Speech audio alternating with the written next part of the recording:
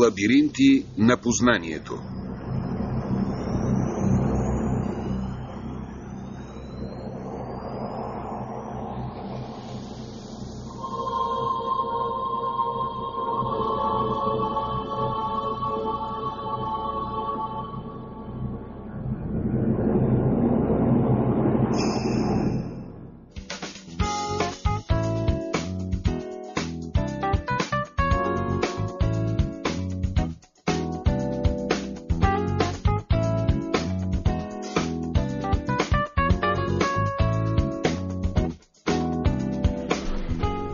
Тя е четвъртата по отдалеченост от Слънцето и седмата по големина в Слънчевата система.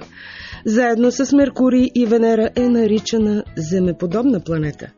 Въпреки че е доста по-малка по площ от Земята, там се намира вулканът Рекордьор в нашата Слънчева система с височина някъде от порядъка на 24 км. Погледната с наземна телескопична техника изглежда червена на цвят и може би това е една от причините да бъде назована от древните с името на митичния древноримски бог на войната Марс.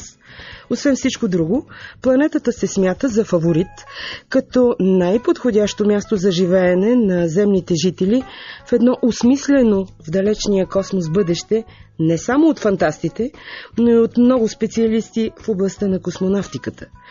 Със сигурност вече сте се досетили, днес ще говорим за Марс, с който са свързани надеждите за осъществяване на първата пилотирана мисия до там след, може би, 10-20 години, може и повече. Плюс всичко останало, у нас вече е създадена и организация, член на международната неправителствена организация Марсианско общество, която работи за осъществяването на мечтата някой при това не толкова далечен ден да се стигне до изпращането на човек на червената планета. Председателят на това Марсианско общество в България, господин Михаил Матеев, е тук, за да ни разкаже много интересни неща за идеите, а и за вече осъществените от организацията проекти, като той очаква и вашите въпроси, уважаеми слушатели, на директния ни телефон 02 964 0260.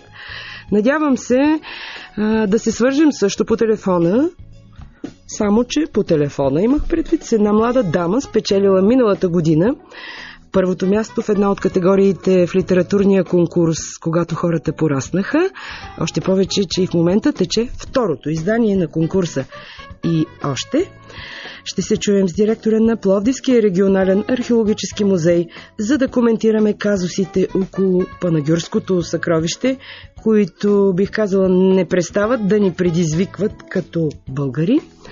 А в редовната ни рубрика «Психология на всекидневието» с един психотерапевт ще търсим отговор на въпроса: кога детските фантазии могат да станат опасни?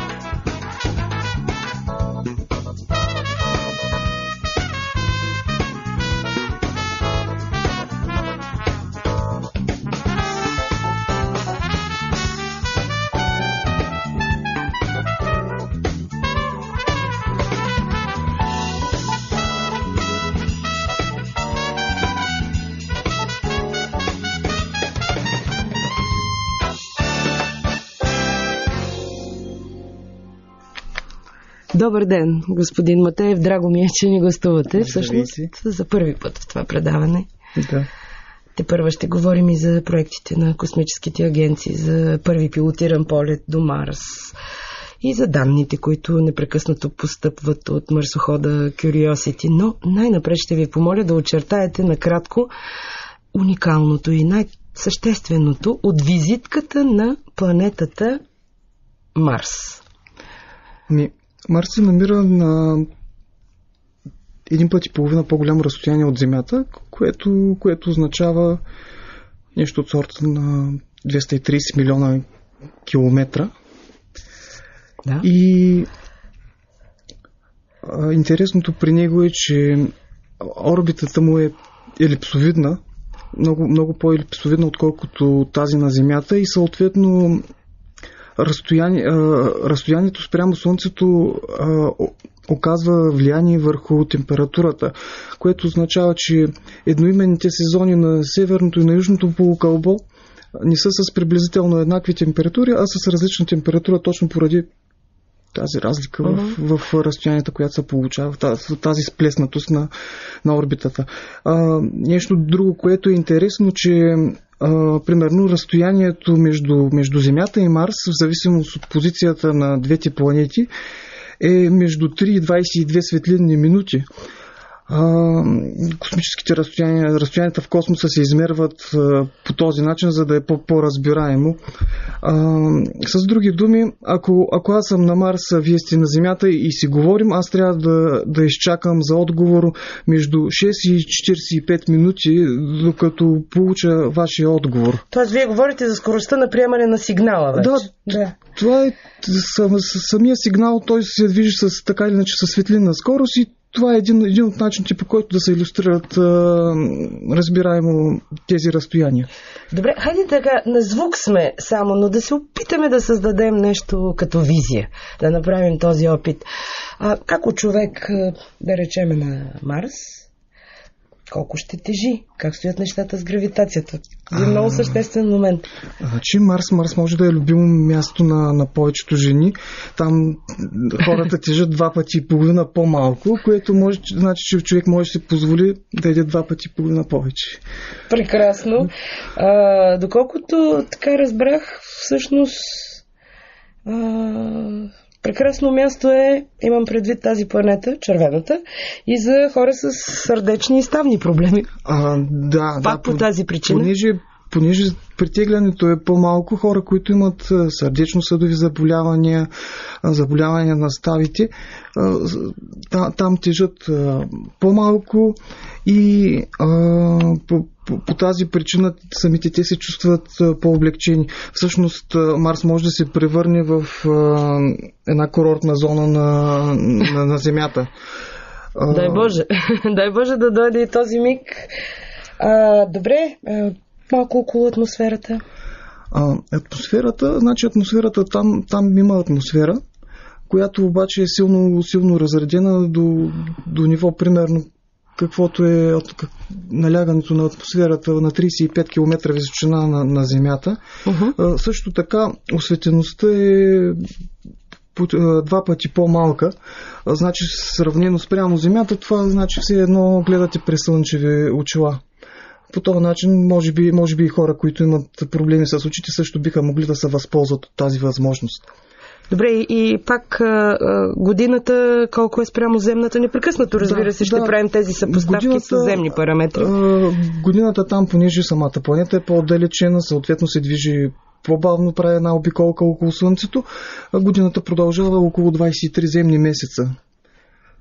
И нещо друго свързано с времето, там денонощието продължава с 40 минути повече.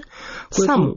Да, това е интересно, а също така и наклона на оста на тази планета е много подобен на Земята. В този смисъл Марс е от всички планети е най-близка до Земята в това отношение. Разбира се, атмосферата не може да се диша, тя, освен че е много разредена, тя се състои почти изключително от въглероден двуокис, но от друга страна този въглероден двуокис е много благоприятен евентуално за отглеждане на растения. Няма нужда изкуствено да се създава, може директно да се изтегля от атмосферата.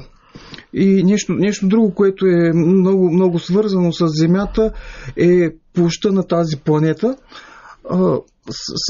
Площта на Марс в момента е почти колкото е цялата суша на Земята. Разликата е... На континентите, на земните континенти. На земните континенти. Единствената разлика е примерно 2/3 от Австралия. Ако махнем, ще изравним абсолютно точно сушата на Земята като площ и цялата площ на Марс. Нещо друго любопитно, като стана дума за курорт, споменатия вулкан, който е рекордер в Слънчевата система, нарича се Олимпус Монс. Интересното при него е, че неговата основа е по-голяма, отколкото е цяла България. От друга страна, наклона е изключително малък и вероятно могат да се намерят добри склонове за спускане с ски. Или някаква друга. Като туристическа дестинация, така, поне като ви слушах, все повече въображението ми заработи. И да, май не би бил лош курорт. Категорично. Сега, водата. Докъде стигна Curiosity с новините, в последна сметка? И преди Curiosity, марсохода, знаехме, че е имало някога вода на Марс, но какво ни донесе този марсоход? Има много данни, косвени данни за наличие на вода. Самия марсоход Curiosity е спуснат всъщност в една от най-ниските точки на марсианския релеф с цел, тъй като там се е събирала вода и ако евентуално е имало живот, то този живот би оставил следи там. Всъщност това е една от основните мисии на този марсоход. Иначе вода има замръзнала в самата почва и воден лед има също по полярните шапки. Шапките на Марс. Добре. Температурите? Да, температурите, Марс, разбира се, понеже е по-отдалечен от Слънцето и самата му атмосфера е по-разредена, там температурите са по-ниски, средно с около 60 градуса. Това, което е по-интересно при него, понеже атмосферата е силно разредена, а няма и водни басейни, които да задържат водата. На екватора през деня може да е плюс 30 градуса, а същата нощ температурата допадне до минус 75 градуса по Целзий. Диапазонът е така доста широк, но аз си мисля, това не е една Венера. С нейния чудовищен парников ефект, да речем, при всички положения, даже някой казва, че може би това ни чака, ако продължаваме в този дух с парниковия ефект, имам предвид на Земята. Не е един Меркурий, който е твърде близо до Слънцето, нали така?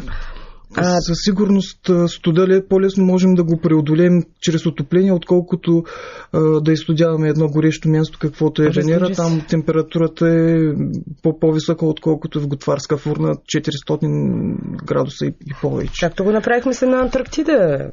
Да речем на остров Ливингстън. Да. Ето, съпоставимо е в този смисъл, нали така? На Антарктика всъщност условията са по-сурови, отколкото на екватора на Марс. Ето, много интересни са тези съпоставки. Бързам да ви попитам нещо. Обадил се един наш слушател Георги Митов, да ни уточните, да ни кажете малко повече за видимостта на Марс от Земята.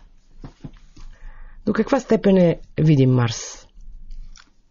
Говорим с просто око, разбира се, с телескопична техника. В принцип Марс е непрекъснато видим в югозападна, мисля, беше посока. След Слънце. Разбира се, не трябва да има наоколо сгради, понеже може да е и по-ниско спрямо хоризонта и съответно тези сгради да го скриват. Точно в момента, по принцип, Марс се намира почти в короната на Слънцето, много ниско спрямо. Говорите в актуалния момент сега. В момента, между 4 април и 1 май. И комуникацията всъщност с сателитите, както и оборудването на повърхността на Марс е затруднено и в момента научно-изследователската дейност е съкратена. Всичко се записва и в подходящия момент, в смисъл след 1 май, нещата, както са на запис, ще бъдат предадени през спътниците до Земята. И по принцип в момента, примерно Curiosity, който е най-модерният ровър на повърхността, в момента момента предава само такива служебни повиквания, които просто казват, че всичко е наред с него. Добре. И това е нещо, както се казва. Добре, 2 спътника има Марс. Защо с такива стряскащи названия? Фобос и Деймос, страх и ужас? Да, това по-скоро за това са виновни астрономите. Те имат такъв навик да кръщават планетите на римски или елински, или на древногръцки божества. Да. И съответно, понеже са избрали името на древноримския бог Марс, съответно това са двата коня, които теглят неговата колесница Фобос и Деймос, страх и ужас. Да. Добре, вярно ли е, че Фобос, че никой спътник, освен Фобос, не е така близо до планетата си, както е при Марс? Да, това е вярно и по принцип се очаква след време в астрономически мащаби този спътник или да се раздроби след като премине границата на Рош, или да падне на повърхността на планетата. Да, или да се сблъска, или да се разпадне, така да го кажем, един вид. Не? Да. Като казвате, като говорим за астрономическо време, тук става дума за някъде порядък от 50 милиона. 50 милиона години, нали? Точно така, толкова. Да. Докато при Деймос той е по-малкия. Той е по-малки и по-външен. Значи ужасът е по-малък от страха. Имам предвид превода на имената на двата спътника на Фобос и Деймос. И там не стоят нещата. Така както при Фобос, това, което споменахте като заплаха. Да, там не стоят по този начин. Но има други проекти този спътник да бъде стабилизиран на неговата орбита, евентуално да се използва за станция. Това са по принцип някакви идеи, които ще се осъществят може би след векове. Но го има като идея да бъде направен така. Вместо да унищожава долу на повърхността, евентуално каквото бъде построено или въобще да причини някаква експлозия на повърхността или нещо подобно, просто да се стабилизира орбитата и да се използва примерно за наблюдател станция или нещо подобно. А този червено-кафяв цвят на планетата, на Марс, на какво се дължи? Той се дължи на железните соли, които се съдържат в скалите и всъщност те присъстват повсеместно на планетата и по тази причина цялата тя е в този цвят. Разбрахме, че поне до 50 милиона години, така погледнато във времето, Марс би могъл да се превърне в един курорт. Тепърва ще разберем кога поне човешки крак ще стъпи за първи път там. Имам предвид идеите, проектите на различните космически агенции. Аз напомням телефона за връзка с студиото. Уважаеми слушатели, той е 02-964-0260. След визитката на Марс, която ни очерта преди малко господин Матеев, нека чуем една песен.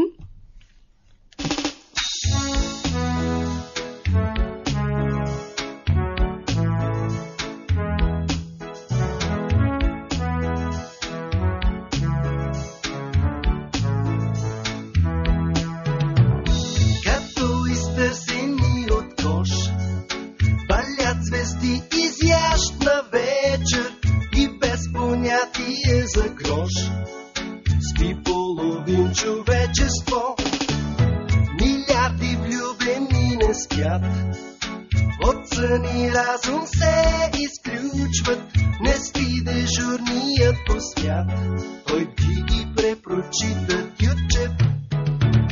Дежурството е лекно кръст, понеже няма много работа, с пристивен микроземетръс дежурните се забавляват. И пак е ден добре върви, опитомената галактика, града е шумно се лави, но никой не напредва с лахти. Тук всеки има и талант, и възпитание на Гьоте, за всеки тук е оправдан един античен израз.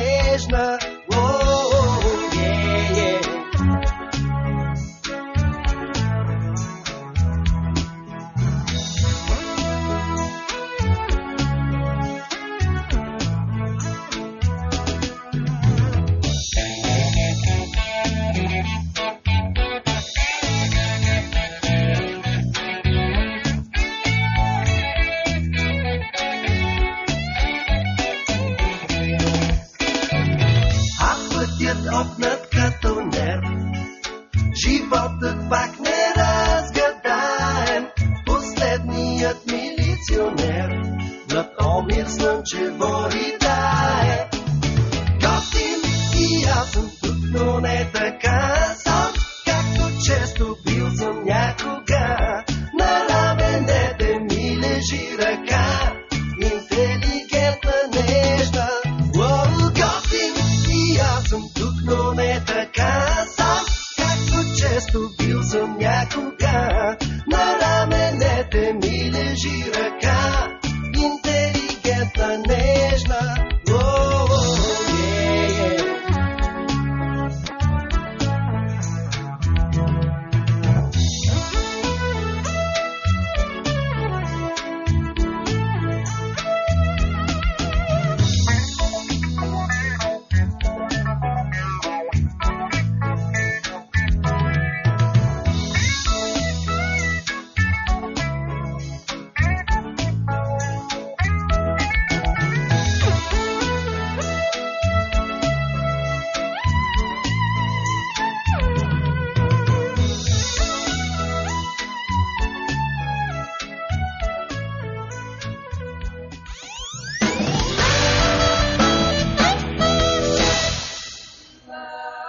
Когато българският фолклор среща фламенкото, се ражда Еструна. Арканхел, нови български гласове, Лалетата. Рено Гарсия Фонс, Антонио Форчоне, специален гост Теодосий Спасов. Световна премиера 24 април, зала България. Билети ticketplus.bg. Медиен партньор Българското национално радио. El proyecto es absolutamente delicioso y sensacional. И испанското.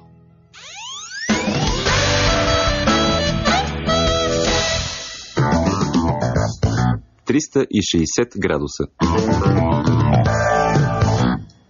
На телефона вече Анка Дженкова, която е спечелила първо място за 2012 година в категория лирика в един литературен конкурс на Марсианско общество България, когато хората пораснаха. Чуваме ли се, Анка? Да, чувам ли. Ами най-напред всички ние очакваме да чуем стихотворението, с което сте спечелили тази първа награда. Да помечтаем за Марс, нали така се казва? Да, ще бъде удоволствие за мен. Удоволствието е взаимно. Отново, да го чуем началото, добре? Да помечтаем за Марс. Толкова дълго вървях с теб ръка в ръка. Те исках да стигнем хоризонта поне. И някъде там под седемцветна дъга, умореният път да поседнем да пием кафе. Не си давах сметка, изчислих случайно, ако не гонехме хоризонти с теб, бяхме вървели към звездите сияйни, да бяхме стигнали Марс, там да си пием кафето. Нямаше да не тежат толкова годините, товарът щеше да е по-лек от перце. Пребродили всички марсиански пустини, щяхме да спрем негде, уловени в света и за ръце.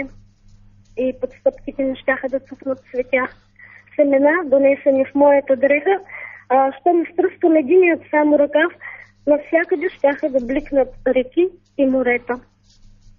Подир тях птиците, скрити в косите ми, ще литнат над новата своя планета, ще поискат те нови гнезда да извият в току-що израсли край нас зелени дървета. Животът се ражда от двама и с обич. В себе си носи път, дъжд, слънце и вятър, и където да идем, добри вестоносци ще бъдем, напуснали нашата майка земята. Но сега сме си тук и мечтаем самотно, ако вятърът спре и дъждът си отиде, дали да потеглим за отвъд хоризонта или в нощната вис, той е Марс, поне да го видим. Той е Марс, поне да го видим. Прекрасен финал. Докато ви слушах и ни четяхте това стихотворение, аз се питах как ли би изглеждал марсианица или марсианката, с когото бихте си пили кафето. Имате ли си някаква представа? Не. Не е такава представа, каквато... Добре, все пак стана дума за Земята, за на едно напускане на Земята. Другото, което се позачудих, слушайки е, защо смятате, че където идем в космоса, добри вестоносци ще бъдем? При това, което сме натворили, имам предвид тук на Земята. Замърсяване, създаване на един куп необратими проблеми, страхове, агресия, комплекси.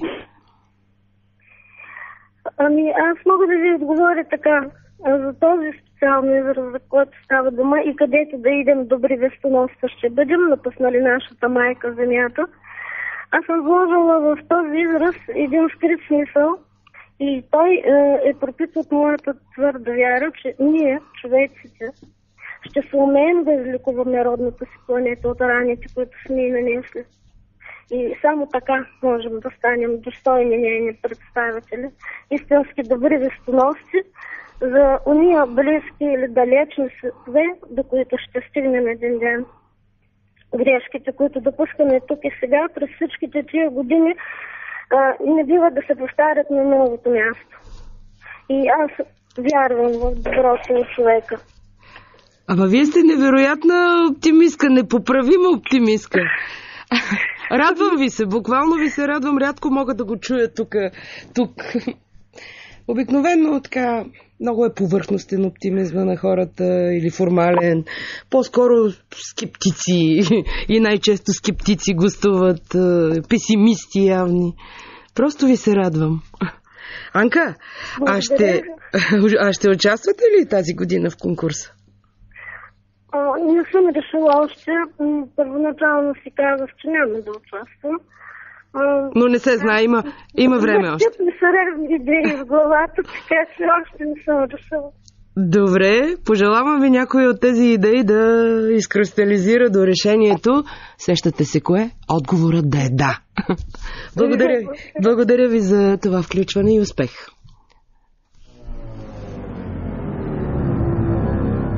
Лабиринти на познанието.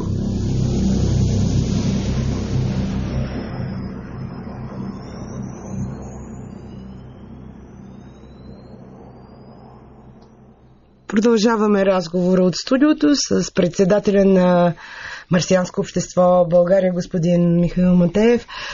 Господин Матеев, и тази година, всъщност за втори път, разбрахме, защото до сега говорихме за литературния конкурс от 2012, та и тази година има литературен конкурс, обявили сте. Кажете, така, какви са категориите? Разкажете накъсо за него. Има ли някаква промяна? Понеже 2012 година беше, през 2012 конкурса беше много успешен, над 100 стихотворения и повече от 70, над 100 разказа и над повече от 70 стихотворения. Решихме и тази година да го повторим. Никак не е малко това. Над 100 разказа и повече от 70 стихотворения. Да, говорим за тези, които бяха одобрени. Имаше разкази и стихотворения, които ги върнахме, понеже не съответстваха по една или по друга причина на изискванията. Да, значи тази година го повторихме. Направихме и статия, която да изясни как да се подготви текста. Някои разяснения вкарахме в самите правила и по тази причина и тази година конкурса приемаме творби до 28 септември. До 28 септември в две категории? Две категории. Отново къс разказ. Увеличихме броя на думите до 7500. За късия разказ? За късия разказ, да. И лириката е без ограничения. Отново са в две категории. Всички научно-фантастични жанрове. И как могат да изпратят, т.е. да се свържат този смисъл с вас, желаящите да участват? В самите правила на сайта е обявено. Има и имейл, на който приемаме творбите. Имате предвид, може да се изпише Марсианско общество България в интернет и ще изкочи имейла. Да. Добре, и сайта. Сайта и оттам могат да намерите. Добре, ще ви помоля да си сложите слушалките, защото разбирам, че имаме някой на телефона. Здравейте. Добър ден. Добър ден. Слушаме ви. Много се радвам на това стихотворение, което чухме от това създание българско с хубава фантазия. Да. Въпроса за населването на тази планета, имам предложение в никой случай да не се населява от българи, че език за Марс. Ето един песимист. Ето, дойдохме се на думата. Да. А пък случайно направим износ, то да бъде Митю Пищова и Марията Феодосия малко да налекне на Земята. Тя ще стане страшна тогава и гравитацията ще вземе да се промени на тази планета. А с кого си говорим? Как се казвате? Там един Приморски от Пловдив. Драго ми е, че ви чувам, господин Приморски. Благодаря ви. Имате прекрасен смях. Благодаря ви. Имаме още някой на другия телефон, може би? Здравейте! Добър ден. Имам въпрос. Чувала съм, че учените правили компютърна симулация. Лоша е връзката. Бихте ли говорили малко по-бавно, за да ви чуваме по-добре? Не от най-добрите връзки. Чувала съм. Да. Че учените са правили компютърна симулация. Така.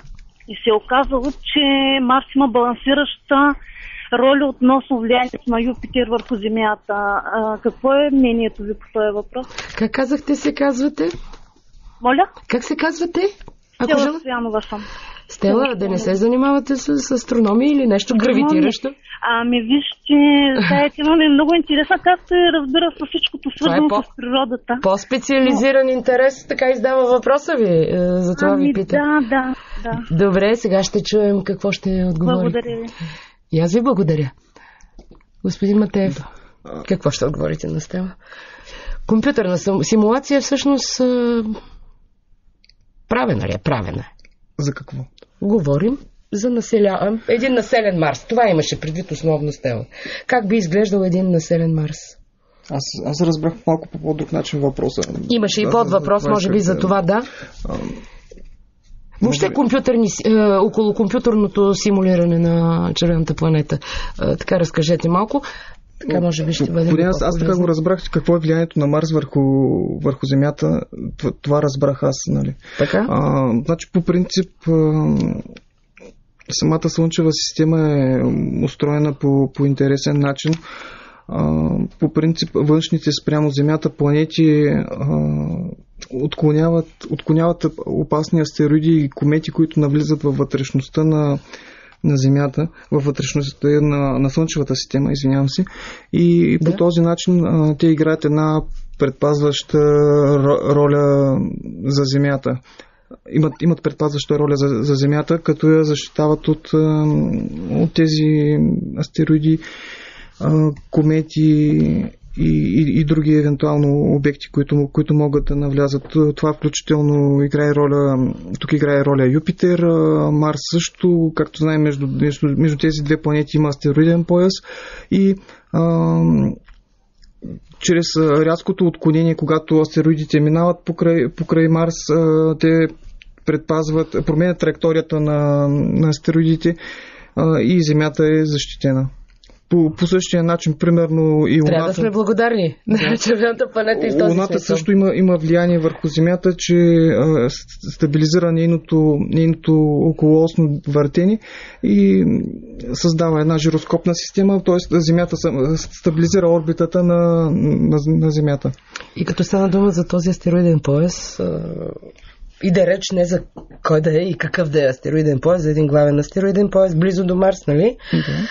Който би могъл да се използва евентуално и като източник на ресурси, нали така? Да, има няколко, има вече две обявени, така да се каже, международни фирми, които се занимават или поне са обявили намерение да се занимават с добив на ресурси от астероиди. Всяка с своята насока. Едната от тях примерно иска да добива ресурси директно на място, да създава технически детайли, които да се доставят на място по поръчка, където са нужни. Примерно, ако трябва да се доставят до Международната космическа станция, да се доставят там.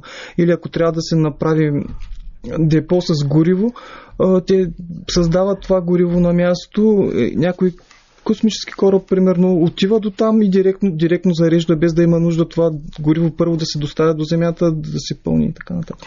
Добре, аз разбирам, че имаме слушател или слушателка, не знам, но запомнете докъде сте стигнали. Искам при всички положения да ни разкажете нещо и около въпроса на Стела.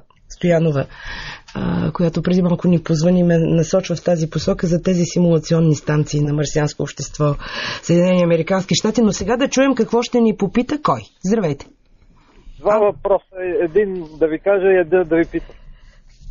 Това, дето казвате за ресурси в космоса, това е ужасяващо. Вместо ресурси в космоса, по-добре населението на Земята да не се размножава, да стигне 50 милиарда след 10-20 години. Въпросът ми е следния. Чувал съм, че в книгата на Джонатан Суифт... Сега за спътниците ли ще стане дума? Да? В третия том, там в страната на Гъливер, страната на учените, се говори, че там точно тия двата спътника на Фобос, там учените му разправят, обаче интересното е, че той, Джонатан Суифт, е написал книгата си преди там изобретяването на телескопа. Така. Верно ли е това нещо или не е верно? Аз мисля, че е вярно, но сега ще разберем от специалиста дали е така. Да, това е вярно. Спътниците се споменават в това негово пътешествията на Гъливер. Да, точно така. После се цитира и от Волтер, който вече цитира Джонатан Суифт, така че общо взето два пъти се цитира в литературата история. Преди кой? Асаф Хол ли? Кой беше открил всъщност двата спътника? Един астроном. Доста преди Хол. Не мога да цитирам. Да, ги е прогнозирал и ги е открил. Сега обещахме нещо около симулационните станции. Има такива на марсианско общество. Да. Съединени американски щати. Съединените американски щати, марсианското общество там е направило 2 симулационни станции. Другите марсиански общества също се стремят да направят такива, но техните са само в проект, така че тези, които функционират, са на марсианско общество САЩ. И те са 2. Едната е полярната симулационна изследователска станция, която се намира на остров Деван в Канада, близо до полярния кръг. Другата е пустинната симулационна изследователска станция, която се намира в Юта. Пустинната Юта, да. Да, и за разлика от полярната, където общо взето смените са дълги от порядъка на месец или повече и работят главно учени. Тази в Юта е отворена за хора от целия свят, като там смените са само 2 седмици. И както казах, отворен е достъпа. На самия сайт имаме преведени условията за кандидатстване. Тоест всеки би могъл, ако правилно разбирам, да кандидатства така индивидуално, да речем за включване в екипаж или групово също? Има единствено ограничение да има поне 18 години навършени. Иначе беше ми казано, че могат да участват и хора на по-малка възраст, но там вече с участие на родителите. Да. И наистина всеки може да участва. До 30 септември всяка година приблизително е срока за кандидатстване. Колкото по-рано се кандидатства, обаче толкова е по-добре, понеже може да се съответният кандидат може да кандидатства за няколко смени, не примерно само за някакъв период, да кажем 1 май, 14 май, а просто да посочи в кои смени му е удобно. Разбирам. И каква позиция. Обикновено се търсят около 6 души, като всеки човек има различна роля. Съответно там има станцията работи в така наречения симулационен режим, т.е. излиза се в преходна камера, обезвъздушава се, самия човек е с скафандър, диша кислород от бутилките, излиза навън с целия скафандър и по този начин всъщност симулацията е пълна, може би като изключим гравитацията. Няма ли да си направим български екипаж там? Да речем в Юта. Една от симулационните станции. Това всъщност е целта, нали? По тая причина преведохме самите условия да са достъпни и евентуално да може човек да се запише. Сега ще стане дума, дано да ни стигне времето. Много се надявам и за други така проекти на НАСА, на марсианско общество САЩ, но целта е да чуем и да разберем ние какво сте направили вие и какво проектирате в бъдеще от Марсианско общество България. И така, вашите проекти. Картите на Марс, като че ли са така най-много сте напреднали с този проект? Да, миналата година така свързахме се с хора, които ни предоставиха професионални карти на Марс. Преведохме ги на български език и ги издадохме в един не особено голям тираж. Като начало? Като начало. Да. Карти са 50 на 70 см. Част от тях разпространяваме безвъзмездно до обществени библиотеки и астрономически обсерватории, клубове, планетариуми, институти, като имаме списък на сайта за обществено достъпните карти. Понеже разпространяваме по един брой, вероятно в самите библиотеки ще бъдат достъпни в читалните. Така че човек, за да види наживо картата, трябва да посети планетариум или обществена библиотека в един момент, ако ги оборудвате. Първото нещо, което може да направи, е да посети нашия сайт, да види дали съответно в неговия град библиотеката е записана, ако да отиде в читалната и да потърси.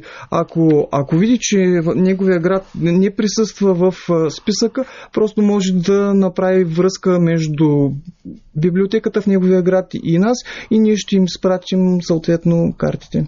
Добре. Хайде сега са около другите проекти. Да, само преди да продължа, искам да кажа, че имаме желание същите тези карти да направим второ издание, което да обновим с информация за новите лендери, които са се приземили междувременно, и това нещо да достигне до всички училища в България. Не знам как стоят нещата с марсиански календар или с марсиански часовник. Казвам го, защото аз гледам тук часовника в студиото, който безмилостно напредва. Затова накъсо не искам да пропуснем и другите ви проекти. Кои са най-напреднали? От завършените или от тези, които предстоят? Давайте подред завършените. Имам предвид проектите на Марсианско общество България. Един от хубавите проекти, принципно на които аз най-много се радвам, е това, че успяхме да преведем субтитрите на Mars Underground, който е филм за идеята на доктор Зубрин, как може да се направи мисия до Марс. Други проекти, да? Имате много идеи, да. Това около растенията също ме заинтригува. И то в двата варианта там. Отглеждането на растения, единия, който сте правили между 20 октомври и 20 февруари, и другия, разбира се. Аквапонната система. Да.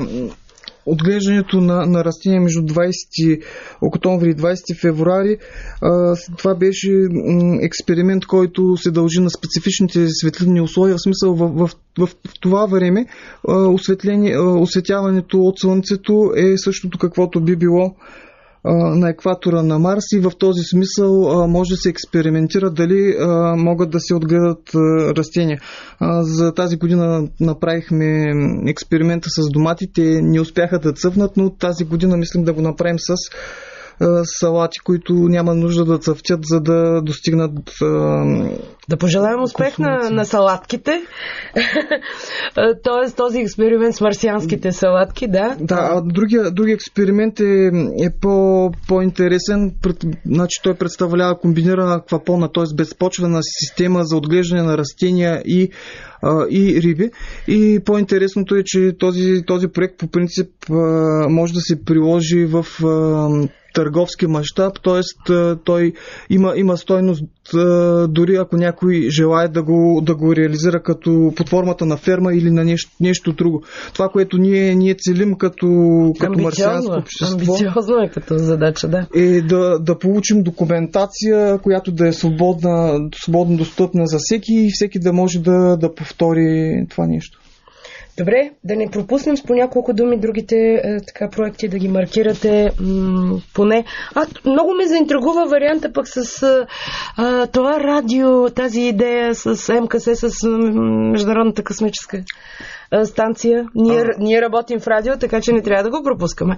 Да, значи по принцип Международната космическа станция на борда има такава аматьорска радиостанция, с която лицензираните радиолюбители могат да се свържат. И ние имаме един от нашите членове, инженер Тони Кънев, има желание да реализира такова радио. За момента имаме само скенер, който приема. По-нататък вече ще търсим връзка с български лицензиран радиолюбител. Съответно ще трябва да закупим и техника, в смисъл радиостанция, която да може да осъществи такава връзка. И стремежа ни всъщност чрез тази радиостанция да дадем достъп на българските ученици или на хора, които се интересуват, да направят пряка връзка с астронавтите в самата станция. Да. И по този начин да се повиши интереса. Господин Матеев, дали ще бъдат така... Дали ще имат такъв дар слово марсианците, аз не знам, както да с вас, но времето определено много така страшничко напредва. Разбира се, ако се отвори сайта на Марсианско общество България, могат да се видят много други неща, имате и много други проекти, но на финала на нашия разговор, кой ще е така фаворита, който ще осъществи първия пилотиран полет до Марс? Роскосмос, НАСА, може би от новите играчи, Китай, не знам, кажете. Моят фаворит е... Европейската космическа агенция. Моят фаворит е една частна инициатива, която е Mars One. Те искат директно да колонизират Марс, т.е. да направят селище там. И тяхната цел е да изстрелят 4 души през 2022 година, да ги приземят през 2023 година. Да, и отскоро започна и предварителната селекция на астронавтите. От тази година вече даже ще има и пряко излъчване по тяхната подготовка. И оттам нататъка на всеки приблизително 2 години ще се изпращат допълнително хора, допълнителна техника и базата на Марс ще се разширява. Такава е идеята. Интересно. Ще следим всичко това. Надявам се, че вие пък ще бъдете нашия кореспондент от Бургас. Слушателите ни не знаят, че живеят там и сте дошли, за което ви благодаря за този жест. Вие сте